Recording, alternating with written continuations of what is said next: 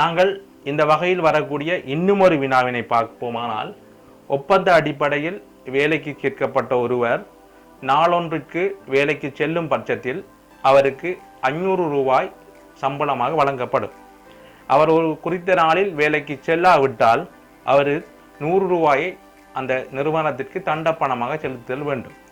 இந்த அடிப்படையில் 30 நாட்கள் கொண்ட ஒரு மாதத்தில் வேலைக்கு சென்ற ரவி என்பவருக்கு ரூபா 9000 சம்பளமாக வழங்கப்பட்டது எனின், அவர் அந்த மாதத்தில் வேலைக்கு சென்ற நாட்கள் எத்தனை என்று ஒரு வினா கோரப்பட்டுள்ளது. அதாவது ஒரு நாள் அவர் வேலைக்கு சென்றால் நாள் சம்பளம்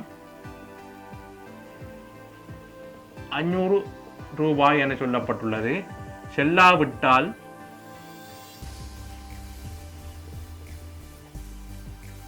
100 ரூபாய் தண்ட பணமாக செலுத்த வேண்டும், தண்டம். எனவே 30 நாள் கொண்ட மாதத்தில் 9000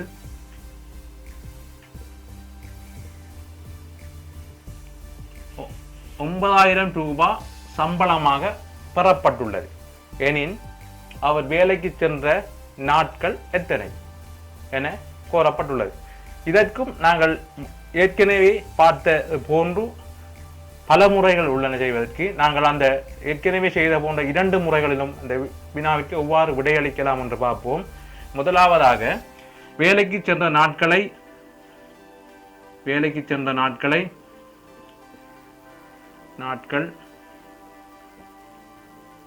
y என கொண்டால், செல்லாத நாட்கள் மொத்தமாக 30 நாள் கொண்ட ஒரு மாதம் என சொல்லப்பட்டுள்ளது. y நாட்கள் வேலைக்கு சென்றிருந்தால் செல்லாத நாட்கள் 30 சய y என அமையும். எனவே வேலைக்கு செல்லும் நாட்களுக்கான சம்பளத்திலிருந்து ஒரு நாளைக்கு 500 ரூபாய் என்று சொன்னால் y நாட்களுக்கு எவ்வளவு, அதிலிருந்து செல்லாத நாட்களுக்குரிய சம்பளத்தை ஒரு நாளைக்கு 100 ரூபாய் தண்டமாக செலுத்தப்படும். செல்லாத நாட்கள் 30 சய y. எனவே இதிலிருந்து இதை கழித்தால் எங்களுக்கு வர வேண்டியது 9000 ரூபாய். இப்போ மொத்தமாக 500 y சய 3000 சக 100 y சமன் 9000. எனவே மொத்தமாக வைகள் இங்கு உள்ள வைகள் 600 y உள்ளது. 600 y இந்த சய 3000 மறுபக்கம் செல்லும் பட்சத்தில் கூட்டப்படும் 9000 + 3000. எனவே 600 y சமன் 12000, y சமன் 20. y சமன் 20. y என்பது வேலைக்கு சென்ற நாட்கள். எனவே 20 நாட்கள் அவர் வேலைக்கு சென்றுள்ளார். செல்லாத நாட்கள் 10. மொத்தமாக 30 நாட்கள் கொண்ட மாதம். உங்களுக்கு கேட்கப்பட்ட வினா வேலைக்கு செல்லாத நாட்கள் எத்தனை என்று. ஆகவே வேலைக்கு சென்ற நாட்கள் 20, வேலைக்கு செல்லாத நாட்கள் 10 என்று வரும். இது ஒரு வகையில் இந்த வினாவிற்கு விடையளிக்கும் முறை. மற்ற முறையை நாங்கள் பார்ப்போமானால், 30 நாட்களும் அவர் வேலைக்கு சென்றிருந்தால் அவருக்கு கிடைக்க வேண்டிய சம்பளம் 30 தர 500 15000 ரூபாய். கிடைத்தது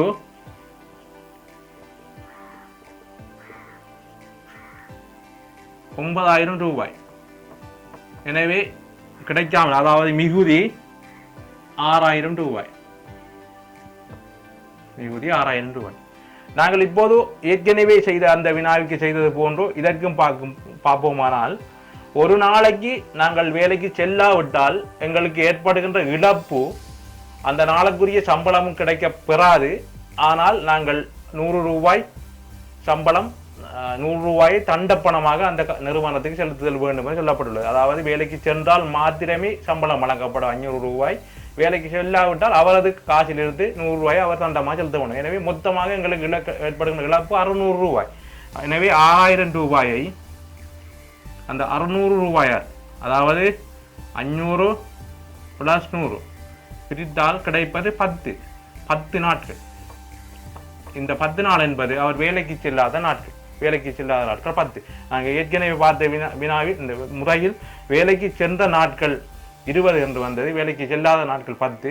இந்த முறையில் நேரடியாகவே நாங்கள் வேலைக்கு செல்லாத நாட்கள் 10 என இலகுவாக தீர்த்துள்ளோம். எனவே இவ்வாறான இரு முறைகளிலும் நீங்கள் இந்த வினாவை இலகுவாக அணுவலாம். இதை விட பல முறைகள் உள்ளன. அந்த முறைகளை நீங்கள் முயற்சி செய்து பார்க்கலாம். குறித்த வகையில் வரக்கூடிய இன்னும் ஒரு வினாவை நோக்குவோமானால் 50 வினாக்கள் கொண்ட ஒரு பரீட்சை ஒன்றில் ஒவ்வொரு சரியான வினாவிற்கும் 4 புள்ளிகள் வழங்கப்படுகின்ற அதே நேரத்தில் பிழையாக விடையளிக்கப்படுகின்ற ஒவ்வொரு வினாவிற்கும் 2 புள்ளிகள் வீதம் கழிக்கப்படும் எனவும் விடையளிக்காது விட்டால் எந்தவித புள்ளி குறைப்புகளும் நடைபெற மாட்டாது எனவும் சொல்லப்பட்டுள்ளது. குறித்த பரீட்சையில் தோற்றிய ஒருவர் 120 புள்ளிகளை பெற்றிருக்கின்ற அதேவேளை அவர் 5 வினாக்களுக்கு விடையளிக்காமல் விட்டிருந்தார் எனவும் சொல்லப்பட்டுள்ளது. எனவே இந்த பரீட்சையில் அவர் சரியாக விடையளித்திருந்த வினாக்கள் எத்தனை என்று கோரப்பட்டுள்ளது. அதாவது மொத்தமாக 50 வினாக்கள் கொண்ட ஒரு பரீட்சையில் 50 வினாக்கள்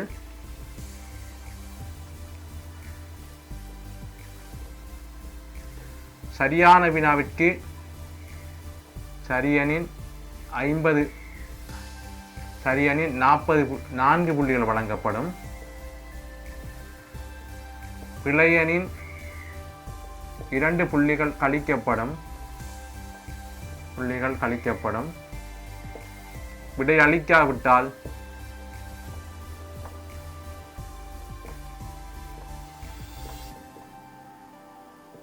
பூஜ்ஜியம், அதாவது புள்ளி குறைப்போ புள்ளி வழங்கலோ நடைபெற மாட்டாது என சொல்லப்பட்டுள்ளது. எனவே குறித்த பரீட்சைக்கு தோற்றிய ஒருவர் பெற்ற புள்ளிகள்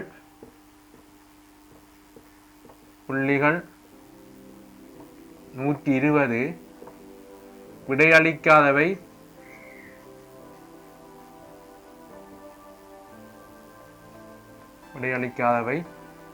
5 வினாக்கள்.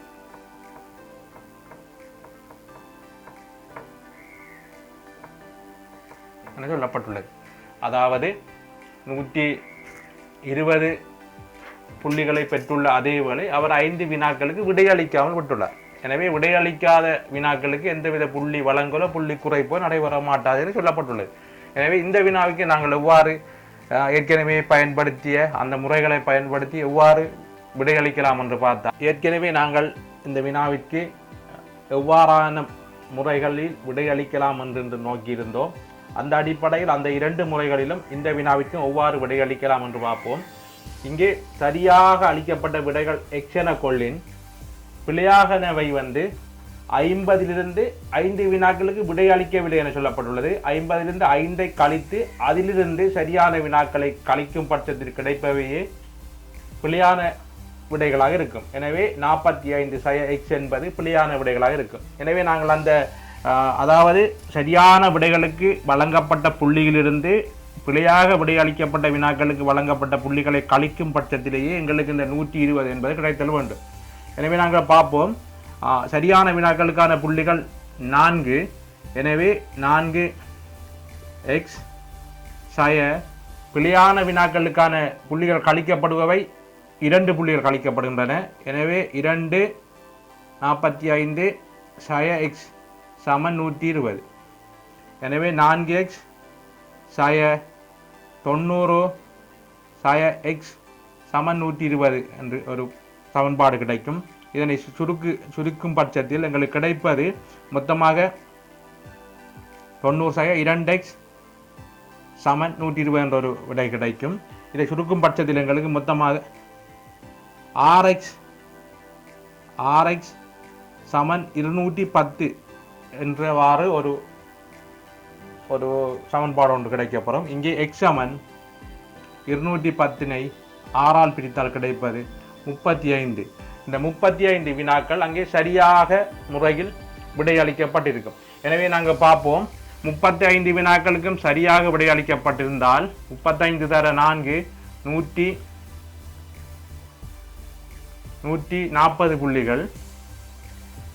பிழையாக விடையளிக்கப்பட்டவை மொத்தமாக 45 வினாக்களுக்கு அவர் விடையளித்துள்ளார். 5 வினாக்களுக்கு விடையளிக்கவில்லை. எனவே பிழையாக விடையளித்தவை 10. 45 35 சரியனின் 10 வினாக்கள் பிழையானவை 10 10க்கும் 2 எனவே 20 கழிக்கும் பட்சத்தில் எங்களுக்கு கிடைப்பது 120 புள்ளிகள். எனவே இந்த முறையில் இதற்கு விடை காண்பது எவ்வாறு அதாவது 5 வினாக்களுக்கு விடை அளிக்காவிட்டால் அந்த வினாக்களை கழித்தே நாங்கள் பார்த்தல் வேண்டும். இந்த வினாவுக்கு விடை அளிக்கும் இரண்டாவது முறையை பார்ப்போம். இரண்டாவது முறையில் எங்களுக்கு கிடைக்க வேண்டிய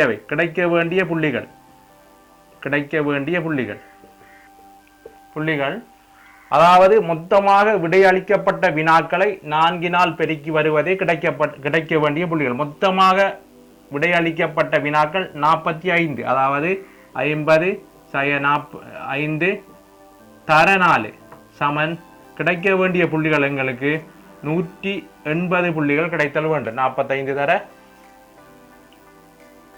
4 180 புள்ளிகள் கிடைத்தல் வேண்டும். கிடைத்துள்ளவை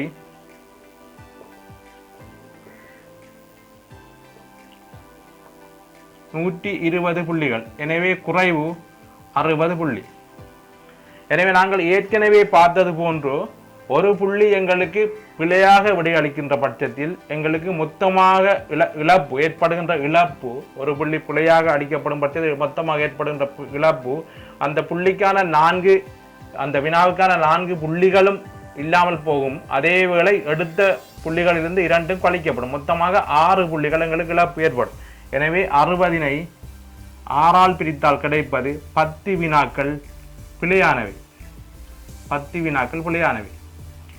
ஆகவே நாங்கள் மொத்தமாக விடையளித்த வினாக்கள் 45, அதில் 10 வினாக்கள் பிழையெனின் 35 வினாக்கள் சரியாக இருக்கும்.